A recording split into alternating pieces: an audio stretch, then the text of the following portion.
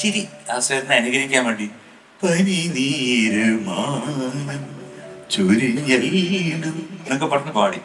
അപ്പൊ കുറെ പെമ്പിള്ളേരുണ്ടായിരുന്നു കോറസ് പാടാനേ ബാക്കിൽ. അപ്പൊ ചേട്ടൻ വന്നു, ഡാഡി വന്നേ. അപ്പൊ ഞാൻ സ്റ്റുഡിയോയിൽ നിന്ന് തരംഗിണി സ്റ്റുഡിയോയിൽ ഇറങ്ങി വന്നപ്പോ, എന്താ പാടാ നിന്റെ ബാക്കിക്കകത്ത് പഴം ഇട്ടുകൊണ്ടാണോ പാടുന്നത്? ഞാൻ പതുക്കെ അതല്ല, എടാ യേശുവിന് യേശുവേ ഉള്ളൂ, നീ നിന്റെ ശബ്ദത്തിൽ പാട്, ഇന്നല്ലെങ്കിൽ നാളെ തന്നെ നിന്നെ അപ്രീഷിയേറ്റ് ചെയ്യും എന്ന് പറഞ്ഞു. ആ വേർഡ് എനിക്ക് ചങ്കിൽ കൊണ്ടുവരായിരുന്നു. പിന്നെ അതിനുശേഷം ഞാൻ ദാസനെ ഇമിറ്റേറ്റ് ചെയ്തിട്ടേ ഇല്ല. അനുകരിക്കരുത്, അനുഗമിക്കാം.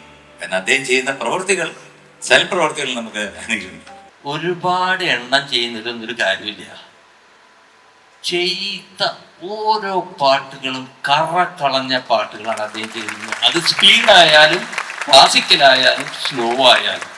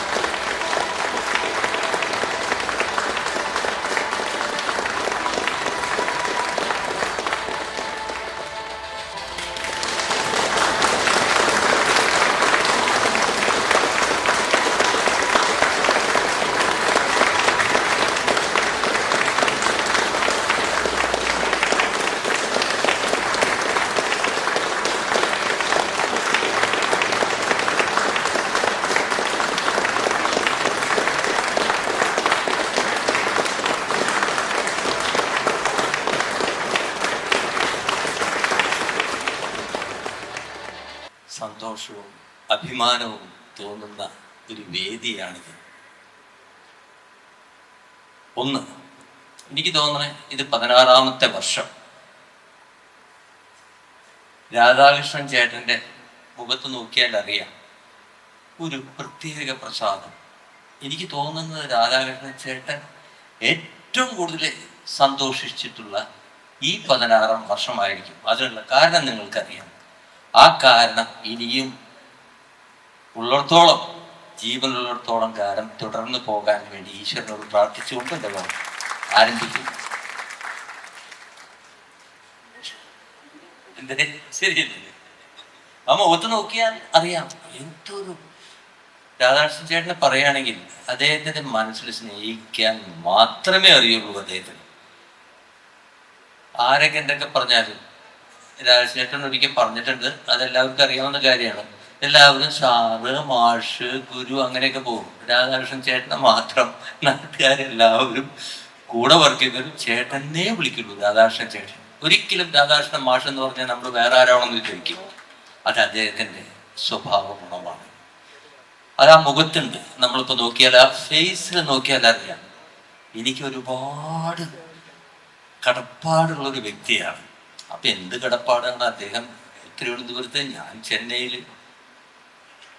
ഞാൻ ഈ സംഗീത സംവിധാന രംഗത്തേക്ക് തുടക്കം കുറിക്കുന്നതിലും വലിയൊരു നിമിത്തമായ വ്യക്തിയാണ് രാധാകൃഷ്ണൻ ചേട്ടൻ. അതിനെക്കുറിച്ചൊരു സൂചന നൽകി. ആരവം എന്ന് പറഞ്ഞൊരു പടം, അതുവരയ്ക്കും മദ്രാസിലെ ദേവരാജൻ മാഷ് കീഴിൽ വയലിൻ മാത്രം വായിച്ചുകൊണ്ട് നടന്ന ആള് ഭരതേട്ടനുമായിട്ട് പരിചയപ്പെടാനും ആ പടത്തിൽ സംഗീത സംവിധാനം ചെയ്ത രാധാകൃഷ്ണൻ ചേട്ടൻ. അന്ന് പാട്ട് ഒരാൾ ചെയ്തു, ബാക്ക്ഗ്രൗണ്ട് സ്കോർ വേറെ ആള്. അന്ന് എന്തോ ഒരു നിമിത്തം കൊണ്ട് ഞാൻ ഈ വയലിൻ വായിച്ച ബിറ്റുകളൊക്കെ എന്തോ അദ്ദേഹത്തിന് ഇഷ്ടമായതുകൊണ്ട് എൻ്റെ അടുത്ത് സംഗീത സംവിധാനം ചെയ്യാൻ പറഞ്ഞു. എനിക്ക് അതിന് തയ്യാറാവാത്തതുകൊണ്ട് ഞാൻ ജോൺസനെ കൂട്ടുപിടിച്ച് ഞങ്ങൾ രണ്ടുപേരും ജീവിതത്തിൽ ആദ്യത്തെ സംഗീത സംവിധാനം. അങ്ങനെ അതിനും കാരണക്കാരൻ രാധാകൃഷ്ണൻ ചേട്ടനാണ്. ആ പടത്തിൽ അവിടെ കൊണ്ട് അവസാനിച്ചില്ല. പിന്നീട് എനിക്ക് പറയുമ്പോൾ നമുക്കറിയാം, എനിക്ക് 2007 നാഷണൽ അവാർഡ് വാങ്ങി തന്ന ഒരു പാട്ടുകളുടെ ഒരു കഥ നിങ്ങൾക്കറിയാം, ശുഭോന്തരാളി രാഗം. അത് ഞാൻ പരിചയപ്പെട്ടതും കൂടുതൽ അതിനെക്കുറിച്ച് ആഴങ്ങളിലേക്ക് ചിന്തിക്കാൻ തുടങ്ങിയതിൻ്റെയും കാരണം രാധാകൃഷ്ണൻ ചേട്ടനാണ്. മൗനമേ എന്നുള്ളൊരു പാട്ടിന് അദ്ദേഹത്തിന് രാധാകൃഷ്ണൻ ചേട്ടൻ എന്നെ അസിസ്റ്റ് ചെയ്യാൻ, മറ്റേ തകര എന്ന് പറഞ്ഞ പടത്തിൽ അതിൻ്റെ മ്യൂസിക് അദ്ദേഹമാണ്. അദ്ദേഹത്തിൻ്റെ അസിസ്റ്റന്റ് മ്യൂസിക് ഡയറക്ടറായിട്ട് ആദ്യമായിട്ട് എനിക്ക് കൈതന്നത് അദ്ദേഹമാണ്. അന്ന് ഞാൻ നോട്ടമിട്ടതാണ് ഈ ശുഭോദരാലി രാഗം. അതെവിടെയോ എൻ്റെ മനസ്സിലുണ്ടായിരുന്നു. അത് പിന്നീട് ഉപയുക്തമായി എനിക്കൊരു നാഷണൽ അവാർഡ് കിട്ടി. അതും അദ്ദേഹത്തിന് ഞാൻ ഷെയർ ചെയ്യാണ്, അദ്ദേഹത്തിന് ഡെഡിക്കേറ്റ് ചെയ്യാണ് ഈ വേദി.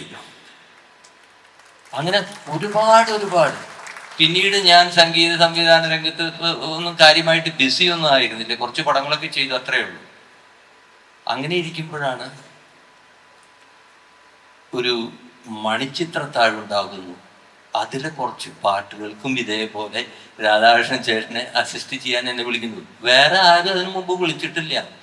രാധാകൃഷ്ണൻ ചേട്ടൻ തന്നെ, തിരുവനന്തപുരത്തുള്ള രാധാകൃഷ്ണൻ ചേട്ടൻ ചെന്നൈയിലുള്ള എന്നെ വിളിക്കുന്നു, അതിനും ചെയ്യുന്നു. അങ്ങനെ ഫാസിലുമായിട്ട് ബന്ധപ്പെട്ടതിൻ്റെ അടുത്ത പടം അനീതി പ്രാവ് ചെയ്യാനുള്ള അവസരം അങ്ങനെയാണ് എനിക്ക് കിട്ടിയത്. അപ്പം ഇതെല്ലാം ഞാൻ പറയില്ല, ഇതൊക്കെ കണക്റ്റഡ് ആണ്.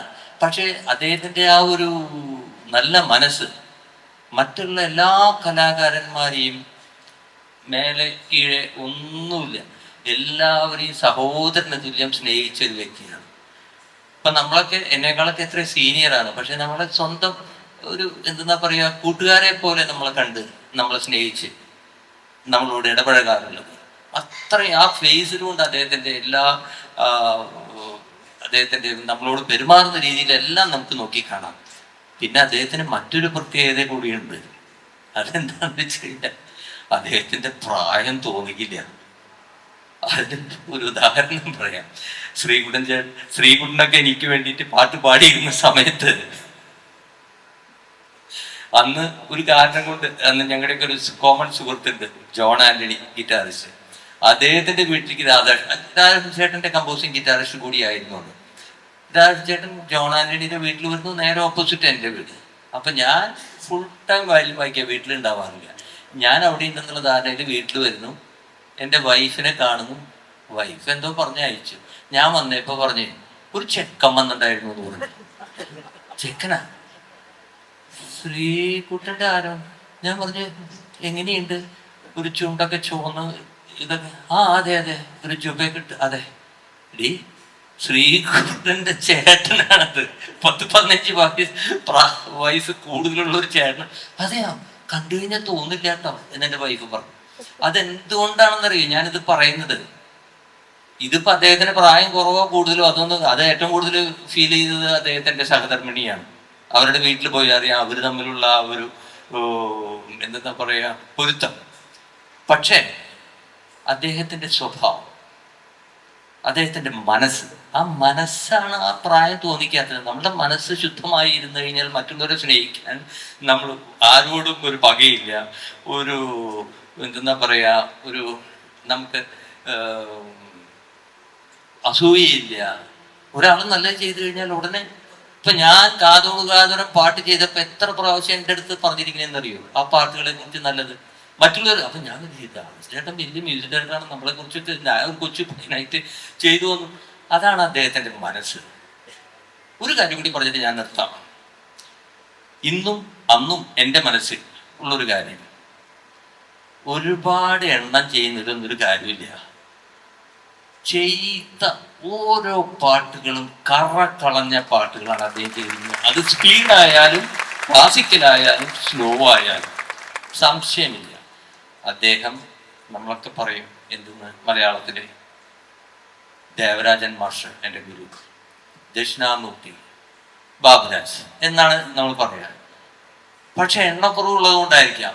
പക്ഷേ കണക്കെടുത്ത് നമ്മൾ അനലൈസ് ചെയ്ത് കഴിഞ്ഞാൽ ആ ലീഗിൽ വരേണ്ട ഒരു സംഗീത സംവിധായകനാണ് രാധാകൃഷ്ണൻ ചേട്ടൻ.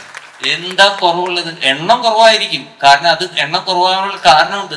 അദ്ദേഹത്തിന് നല്ലൊരു ഗവൺമെന്റ് ജോലി ഉണ്ടായിരുന്നു അല്ലേ, ഓൾ ഇന്ത്യ റേഡിയോയിൽ. അതുകൊണ്ടാണ് മദ്രാസിൽ വന്ന്, അന്ന് മദ്രാസിലാണ് ഇൻഡസ്ട്രി. അദ്ദേഹം മദ്രാസിൽ വന്ന് അദ്ദേഹവും 200-300 പടം ചെയ്തിട്ടുണ്ടാകും. അതിന് അദ്ദേഹത്തിന് താല്പര്യമില്ലാത്തതുകൊണ്ടാണ്. പക്ഷെ അദ്ദേഹം അവരുടെ അതേ ലീഗിൽ ഒരു കസേരയിട്ടിരിക്കാൻ അർഹതപ്പെട്ട വ്യക്തിയാണ് രാധാകൃഷ്ണൻ ചേട്ടൻ. അദ്ദേഹത്തിന്റെ പേരിലുള്ള ഈ അവാർഡ് എനിക്ക് വാങ്ങിച്ചതിന് വളരെ സന്തോഷമുണ്ട്, നന്ദിയുണ്ട്. എല്ലാവർക്കും മനസ്സിലാക്കുകയും കുടുംബത്തിനോടും എല്ലാവരോടും എൻ്റെ നന്ദി പറഞ്ഞാണ് എൻ്റെ വാക്കുകൾ. ഞാനും ചേട്ടനും മിക്കവാറും എന്തെങ്കിലുമൊക്കെ പറഞ്ഞ് അങ്ങോട്ടും ഇങ്ങോട്ടും വഴക്കിടും. പക്ഷെ ഞങ്ങൾ എത്ര വഴക്കിട്ടാലും ഒരു 15 മിനിറ്റ് കഴിയുമ്പോൾ ചേട്ടൻ പറയും കഴിഞ്ഞോടാ ഇവിടെ എനിക്ക് പാട് എന്നൊക്കെ പറഞ്ഞ് അങ്ങനെ അങ്ങ് തീരും. എന്നെ ഒരുപാട് കളിയാക്കിയിട്ടുണ്ട്. കാരണം തുടക്കത്തിൽ ഞാൻ ട്രാക്ക് പാടുമായിരുന്നു ദാസേട്ടന് വേണ്ടിയിട്ട്, പല പാട്ടുകളും. ഈ കേൾക്കുന്ന പാട്ടുകളിലൊക്കെ ഞാൻ ഒരുപാട് പാട്ട് ചേട്ടന് വേണ്ടി പാടിയിട്ടുണ്ട് ട്രാക്ക്. അപ്പോൾ ഈ ട്രാക്ക് പാടുമ്പോൾ അന്ന് നമ്മുടെ ശബ്ദമൊക്കെ ഇപ്പോൾ ഓരോ പ്രായം കൂടുമ്പോഴാണല്ലോ കുറച്ചുകൂടെ ഡെപ്ത് വരുന്നത്. അപ്പോൾ എല്ലാവരും ദാസേട്ടനെയാണ് അനുകരിക്കാൻ നോക്കുന്നത്. അപ്പം അന്ന് ഏത് പാട്ടാണെന്ന് എനിക്ക് ഓർമ്മയില്ല. അതില് എനിക്ക് ഒന്ന് പൂച്ചിക്കര മൂക്കുത്തി എന്നൊരു സിനിമയിലെ പാട്ട്, പലതും ഓർമ്മയാണ്.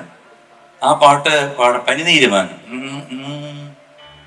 പനിനീരുമാനം ചൊരിഞ്ഞല്ലോ നിന്റെ പവിഴാധരത്തിൽ ചിരി വിരഞ്ഞല്ലോ, പനിനീരുമാനം ചൊരിഞ്ഞല്ലോ നിന്റെ പവിഴാധരത്തിൽ ചിരി വിരഞ്ഞല്ലോ. അപ്പൊ ഞാന് ചിരി ദാസേട്ടനെ അനുകരിക്കാൻ വേണ്ടി പനിനീരുമാനം ചൊരിഞ്ഞല്ലോ എന്നൊക്കെ പറഞ്ഞ് പാടി. അപ്പൊ കുറെ പെൺപിള്ളേരുണ്ടായിരുന്നു കോറസ് പാടാനേ ബാക്കില്. അപ്പൊ ചേട്ടൻ വന്നു, ഡാനി വന്നേ. അപ്പൊ ഞാൻ സ്റ്റുഡിയോയിൽ നിന്ന് തരംഗിണി സ്റ്റുഡിയോയിൽ ഇറങ്ങി വന്നപ്പോ, എന്ത് പാടാ നിന്റെ ബാക്കിക്കകത്ത് പഴം ഇട്ടുകൊണ്ടാണോ പാടുന്നത്? ഞാൻ പതുക്കെ അതല്ല, എടാ യേശുവിന് യേശുവേ ഉള്ളൂ, നീ നിന്റെ ശബ്ദത്തിൽ പാട്, ഇന്നല്ലെങ്കിൽ നാളെ തന്നെ നിന്നെ അപ്രീഷിയേറ്റ് ചെയ്യും എന്ന് പറഞ്ഞു. ആ വേർഡ് എനിക്ക് ചങ്കിൽ കൊണ്ടുവരായിരുന്നു.